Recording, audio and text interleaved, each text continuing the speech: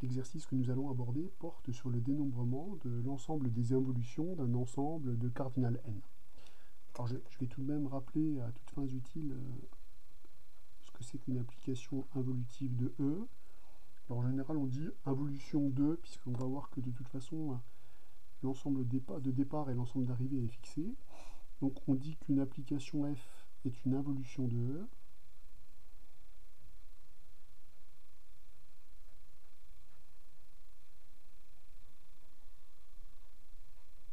Alors déjà, lorsque, d'une part, c'est une application qui est définie sur E à valeur dans E, ça c'est pour que la notion suivante ait un sens, et de plus, que la composée de f avec elle-même, c'est pourquoi on a pris des applications définies sur E à valeur dans E, est égale à l'identité de E. Donc il y a 2 points à vérifier, premier point, deuxième point. Donc c'est pour ça qu'on appelle ça des involutions de E, puisque ça concerne des applications qui sont définies sur un ensemble à valeur dans cet ensemble. Alors l'objectif est de déterminer une relation de récurrence entre le nombre d'involutions d'un ensemble à n éléments lié à un ensemble à n-1 éléments et d'un ensemble à n-2 éléments. Donc on va voir que quand on analyse une question de ce type-là, quand on demande une relation de récurrence comme ça sur un ensemble d'applications, c'est que bien souvent on a fixé la destinée de 1, voire 2 éléments. Donc ça, on va voir que c'est fixé 1 ou 2 éléments, tout dépend de l'évolution du dénombrement. Donc ça, on verra ça, mais ça fait partie des choses qu'on n'a pas encore bien vues, comment obtenir une relation de récurrence entre des ensembles particuliers.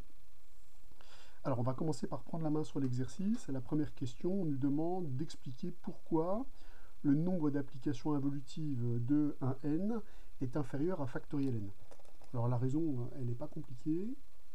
Déjà, factoriel n, ça nous parle, c'est le nombre de permutations de un n. Donc on peut légitimement regarder si par exemple les applications involutives ne seraient pas des permutations de 1n, c'est-à-dire des bijections de l'ensemble 1n vers l'ensemble 1n. Bon, bah c'est déjà le cas, puisque si f est une application involutive, alors l'ensemble des applications involutives, je vais le noter ironde comme ça, c'est-à-dire l'ensemble des applications f, donc définies sur 1n à valeur dans 1n, et i droit n, ça sera le cardinal de cet ensemble, donc tel que f rond f est égal à l'application identité de 1n. Et bien si je prends une application de cet ensemble, le fait d'avoir f rond f est égal à l'application identité de 1n, ceci assure que l'application f est bijective, et que f est sa propre bijection réciproque. Donc n bijective donne également que f est égal à f-1, c'est-à-dire que f correspond à son application retour, ce qui va avoir des incidences assez sévères sur les différentes images que peut avoir une application involutive. Donc on peut donc déjà attester que l'ensemble des applications involutives sur un n est inclus dans l'ensemble des bijections définies sur un n à valeur dans un n. Donc comme cet ensemble est fini, celui-ci l'est également, et en particulier, le nombre d'éléments de l'ensemble IN est inférieur ou égal au nombre d'éléments de l'ensemble SN. Ce qui assure donc que le cardinal de cet ensemble, qu'on a appelé IN dans l'énoncé, est inférieur ou égal à factoriel n. Donc là, cette inégalité se justifie simplement par une inclusion entre deux ensembles, dont un ensemble de référence. La deuxième question vise probablement à prendre la main sur la notion d'application involutive. Donc on a déjà vu la définition, maintenant il s'agit de voir l'impact de la définition sur des exemples concrets. Donc pour calculer IA, on me demande de déterminer toutes les involutions de l'ensemble 1,1. Alors ça ne va pas être très compliqué, puisque la seule application que je peux créer sur l'ensemble 1,1, je vous rappelle que l'ensemble 1,1, c'est le singleton 1. Donc la seule application qu'on peut créer, c'est l'application qui a 1, associe 1, qui est une application involutive. C'est l'identité. Donc la seule application possible, c'est l'identité de l'ensemble. Alors je vais appeler 1 pour l'identité de 1,1. Et l'identité est évidemment une application involutive, puisque l'identité rond l'identité est égale à l'identité. Ça permet de dire que donc I1 est égal à 1.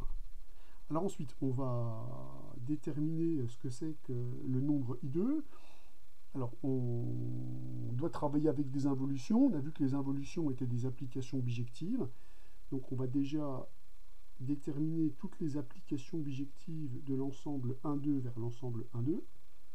Bon, je vous rappelle que l'ensemble 1,2, c'est juste l'ensemble qui est formé de l'entier 1 et de l'entier 2. Alors, pour avoir une application bijective, il suffit qu'elle soit injective. Je vous rappelle que quand on a le même cardinal au départ et à l'arrivée, a priori, une application injective est également une application bijective. Donc, je vais envoyer 1 sur 1 et envoyer 2 sur 2. Et la deuxième application bijective, eh bien, c'est celle qui va simplement permuter 1 et 2. Donc, on sait qu'on a fait le compte des applications bijectives, puisqu'on avait vu que des applications bijectives, il y en a factoriel 2, donc ici, il y en a 2. La question, c'est de savoir, parmi ces deux applications, est-ce qu'elles sont involutives? Alors pour ça, il faut la composer. Si je recompose cette application avec elle-même, celle-là continue à envoyer 1 sur 1, 2 sur 2. C'est normal, c'était l'application identité, donc elle est bien involutive. Et celle-là, elle envoie 2 sur 1 et 1 sur 2. Donc on récupère bien en composant l'application identité. Donc l'application qui permute 1 et 2 est également une application involutive, ce qui permet donc d'affirmer que I2 est égal à 2. Et en fait, on vient de voir que dans le cas de l'ensemble 1,2, toute application bijective est involutive. Alors, regardons maintenant ce qu'il se passe dans le cadre de l'ensemble à 3 éléments. Alors, on sait que les applications involutives sont à prendre parmi des bijections, et des bijections, j'en ai factoriel 3, j'en ai 6. Donc, on va énumérer les 6 bijections. Alors, je ne vais plus écrire les ensembles de départ et d'arrivée, c'est plus utile, puisqu'on sait que ça va être des applications définies sur 1, 2, 3 à valeur dans 1, 2, 3. Je vais simplement donner des bijections. Alors, je vais commencer par des bijections qui ont des points fixes. Alors, je commence par les bijections qui possèdent 1 comme point fixe. Alors, j'ai déjà l'identité, évidemment. J'ai l'application qu'on voit 1 sur 1, donc 2 sur 3, puis 3 sur 2. Ensuite, je vais considérer les applications qui possèdent 2 comme point fixe. Alors, j'ai évidemment celle-ci qui est déjà prise. Et j'ai celle qui va envoyer 1 sur 3 et 3 sur 1. On continue, je considère les applications qui possèdent 3 comme point fixe et qui sont différentes de l'identité. Donc cette application va envoyer 1 sur 2 et 2 sur 1. Ensuite, on va voir les applications qui modifient un peu tout le monde. Donc, quand on voit 1 sur 2, 2 sur 3 et 3 sur 1, on appelle ça un cycle, une permutation de tous les éléments de l'ensemble. Et on a celle qui envoie 1 sur 3, 3 sur 2 et 2 sur 1. Voilà, donc on a bien écrit les 6 bijections de 1,3 à valeur dans 1,3. Maintenant, reste à savoir lesquelles sont involutives. Alors celle-là, elle va marcher, puisque si je réapplique la même fonction, évidemment... Attendez, c'est un 3 là, pourquoi j'ai mis un 1? Donc l'application identité est évidemment une application involutive, puisque l'identité rond identité, c'est l'identité. Donc celle-là, elle convient. Ensuite, si je réapplique cette fonction, 3 va s'envoyer sur 2 et 2 va s'envoyer sur 3, celle-là est aussi validée. Alors de la même façon, celle-là fonctionne sur le même modèle. 3 va s'envoyer sur 1, 2 reste fixe, 1 va s'envoyer sur 3. On récupère bien l'identité. Et celle-là aussi. Donc déjà, les 4 premières applications qu'on a prises fonctionnent. Celle-ci, elle va envoyer 2 sur 3. Ce n'est pas la peine d'aller plus loin, puisque la composée ne peut pas renvoyer l'identité, puisque 1 s'envoie sur 2 et 2 s'envoie sur 3. Et ici, 3 va s'envoyer sur 2. Idem, 1 ne s'envoie pas sur 1 par double composition de cette application. Donc celle-ci ne fonctionne pas et celle-ci ne fonctionne pas. Ce qui permet donc de dire que I3 est égal à 4. Donc attention, on vient de voir que toutes les applications bijectives ne sont pas involutives, puisque parmi les applications sur des bijections de 1, 2, 3, seulement 4 sont involutives. En ce qui concerne la question numéro 3, on va analyser la formule de récurrence qu'on nous demande de démontrer. Donc, je vous ai dit qu'il y avait probablement un élément à fixer, voire 2 éléments à fixer. Tout dépendra du contexte et de ce qu'on va obtenir. Alors, je vais faire quelques commentaires sur cette formule, et je vais dire pourquoi j'ai le sentiment qu'il va falloir fixer un élément de l'ensemble et regarder le comportement de cet élément en particulier. Alors déjà, cette formule est une somme.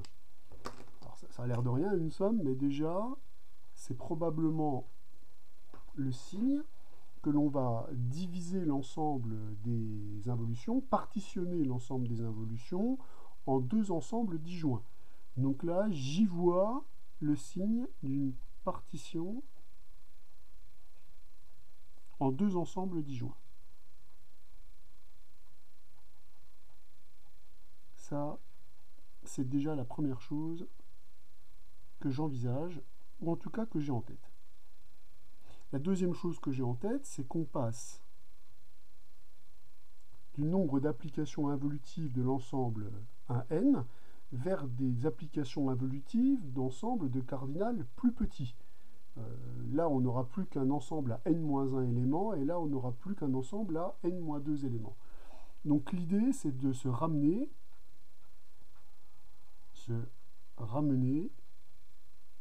à des ensembles de cardinaux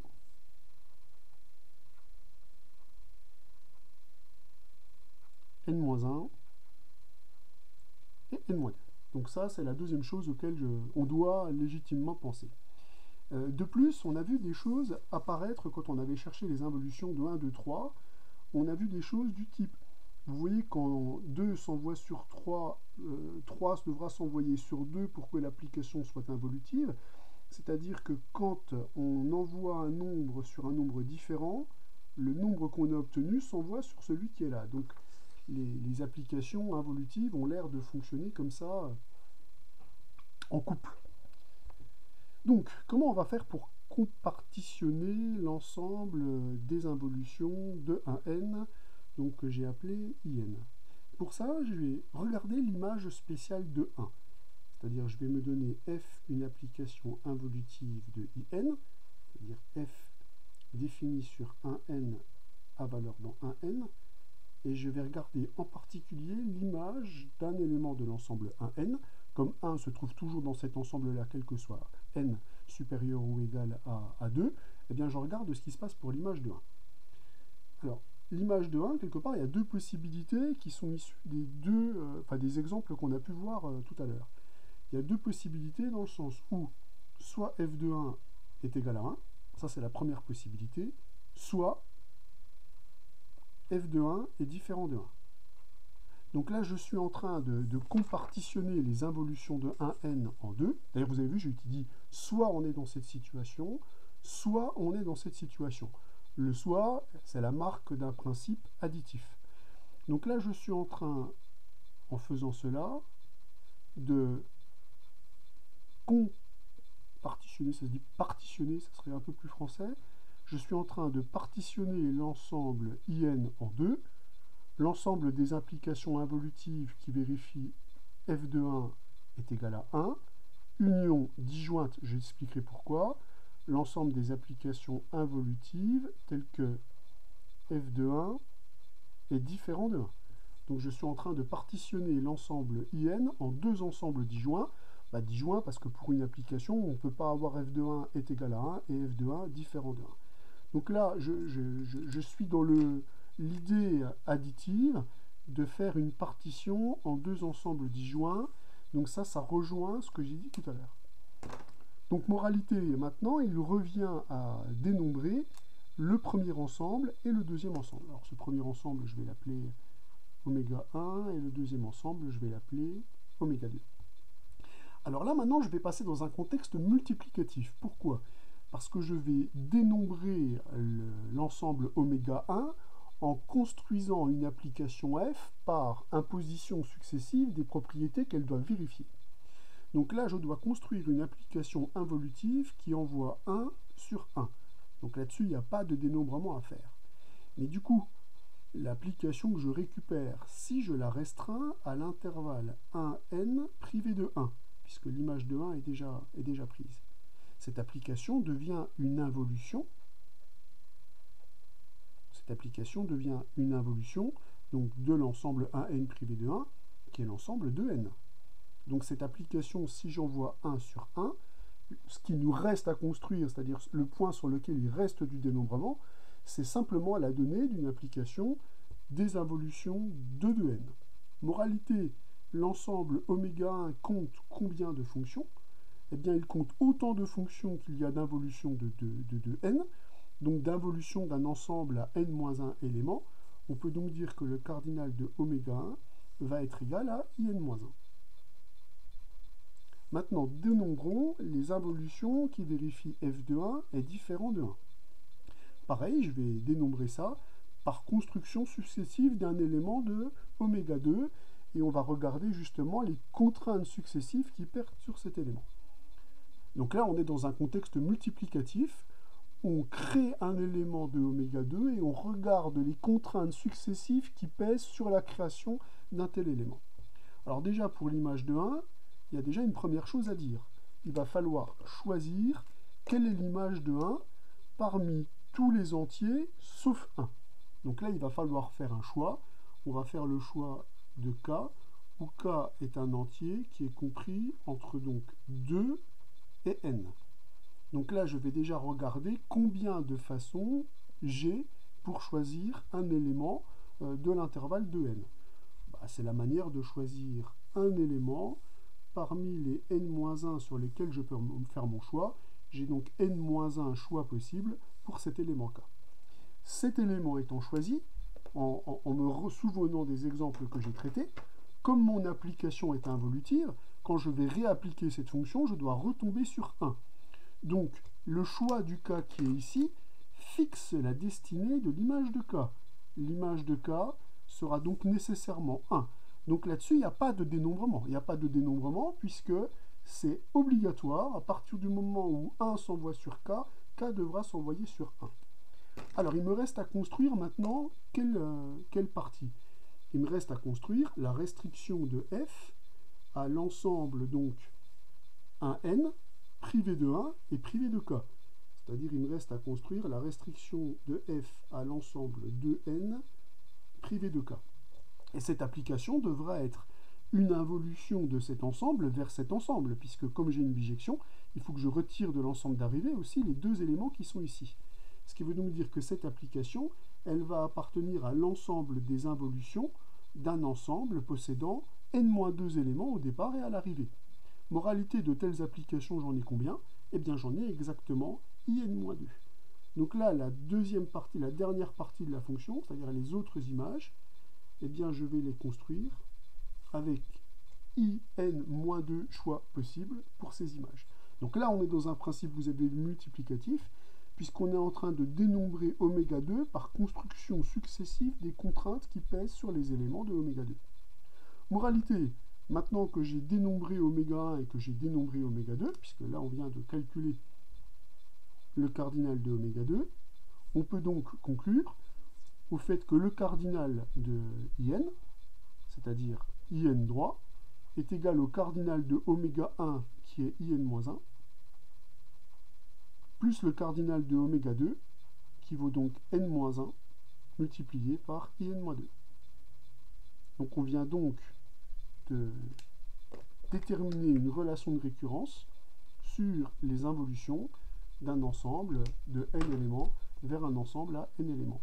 Et on a vu que le point clé de la relation de récurrence, c'est déjà d'analyser qu'il va y avoir une partition de l'ensemble qu'on cherche à dénombrer en deux, et fixer la destinée d'un élément, ça permet de ramener le dénombrement à des ensembles, à des applications définies sur des ensembles de taille plus petite.